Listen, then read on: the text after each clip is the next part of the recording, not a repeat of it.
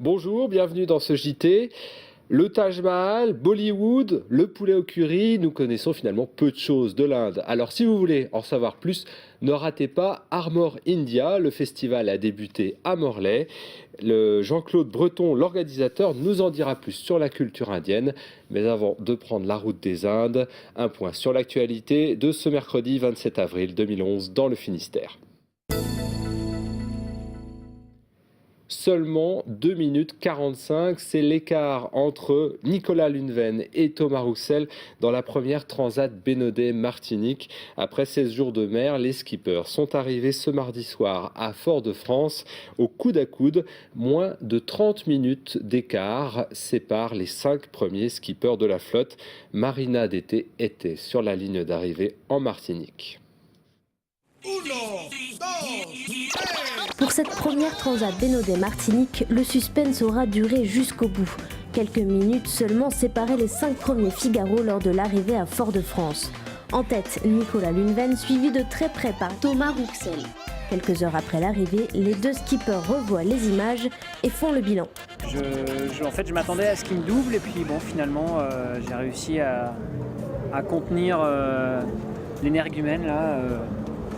Mais il était temps que ça se termine. J'étais vraiment dans un état d'esprit d'attaque et puis finalement échouer comme ça à 2 minutes sur la ligne d'arrivée, ça fait un peu...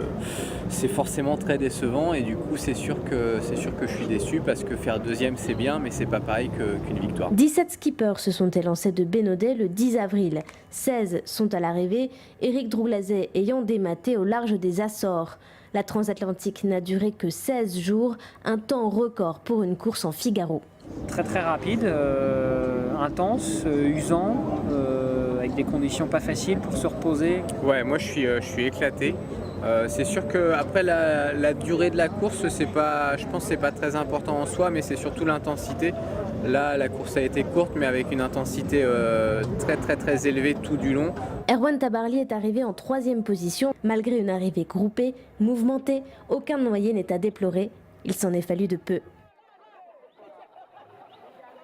Elle a 19 ans et elle continue son ascension. Bérénice Schlerel, la jeune étudiante originaire de Plougastel, a passé une nouvelle étape dans l'émission Radio Crochet X Factor sur M6.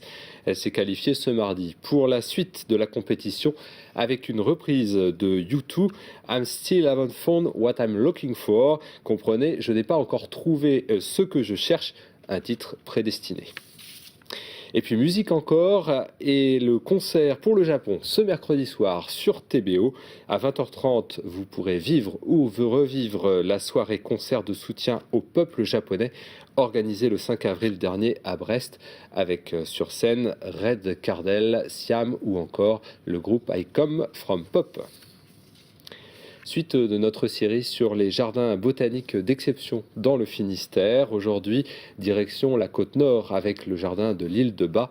Sous les palmiers, ce parc, créé au XIXe siècle par Georges de la Selle, abrite un large choix de plantes exotiques. Visite avec Pauline Ferco.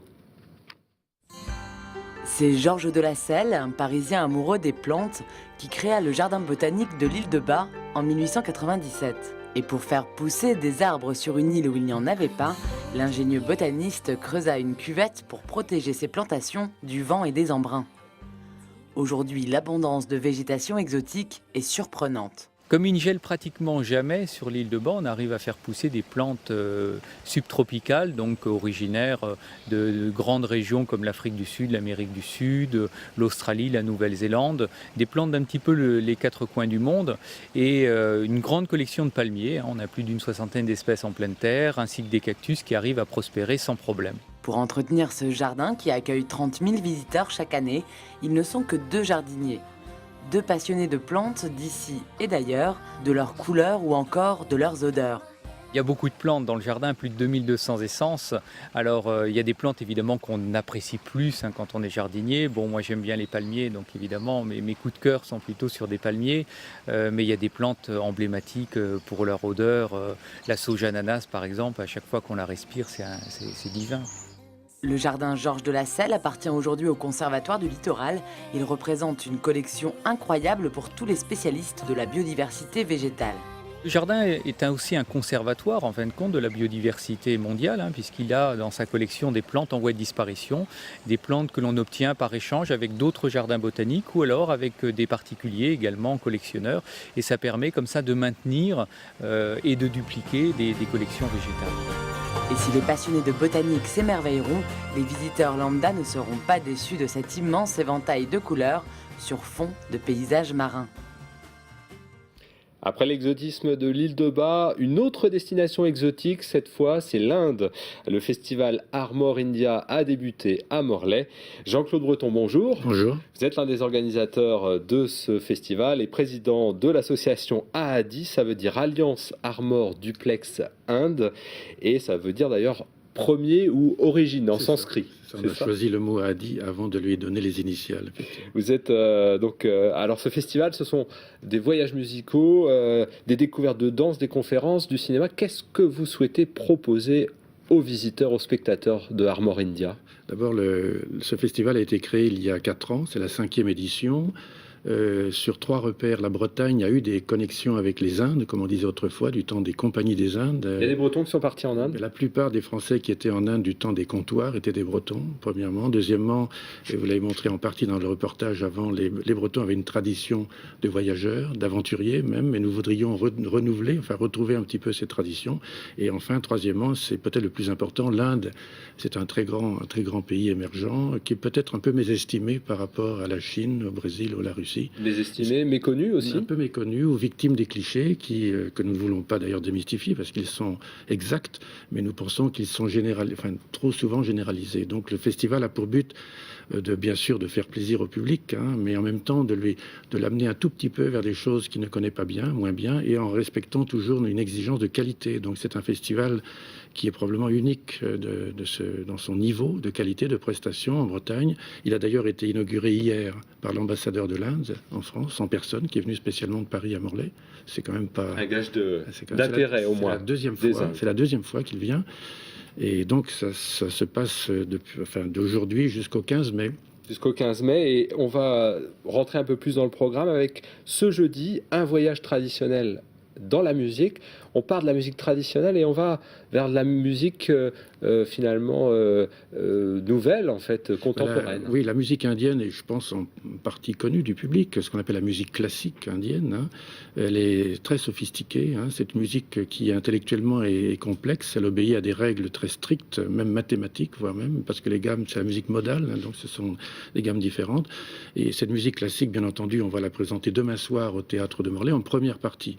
Et 3 musiciens sur scène. Au Théâtre de Morlaix. Ils ne se connaissent pas, ils vont jouer ensemble. Ils se connaissent, mais ce sont des solistes importants qui enseignent d'ailleurs un peu partout en Europe.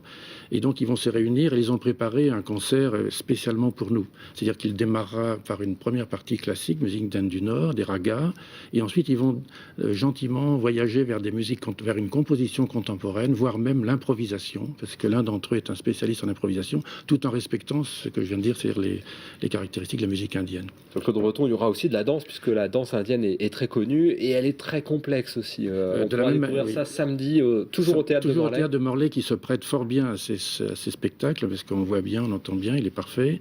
Donc samedi, c'est un double spectacle. C'est un défi aussi pour nous, peut-être pour le public également, parce que c'est un spectacle qui va réunir ou faire se succéder 2 groupes. L'un de chant dévotionnel, Qawwali, donc c'est une tradition soufie, c'est la version mystique, poétique et de très haute spiritualité de l'islam. Et en seconde partie, danse kathak. Et la danse kathak est une des 7 danses classiques de l'Inde, qui a cette particularité d'avoir réalisé une fusion entre la culture hindoue et la culture musulmane. C'est ce que vous voulez montrer, la coexistence de plusieurs religions, de plusieurs peuples aussi, et plusieurs cultures au sein de cet énorme État qu'est l'Inde. On n'oublie pas le cinéma, mais Bollywood vient tout de suite à l'esprit, et pourtant il y a un autre cinéma à côté. Vous le présenterez au cours de ce festival Armor India. Oui, nous sacrifions bien entendu au cinéma. Il y aura d'ailleurs un film d'un grand metteur en scène, réalisateur indien, Mani Ratnam, qui est tamoul. Il sera présenté 2 fois, donc à Morlaix et à Carantec. Et ensuite 2 autres soirées de cinéma effectivement différents de la tradition de Bollywood, un cinéma documentaire, India by Song, et ainsi un film débat sur des thèmes religieux. On va terminer très rapidement. Le 7 mai, ça c'est un rendez-vous aussi, atelier cuisine et dégustation.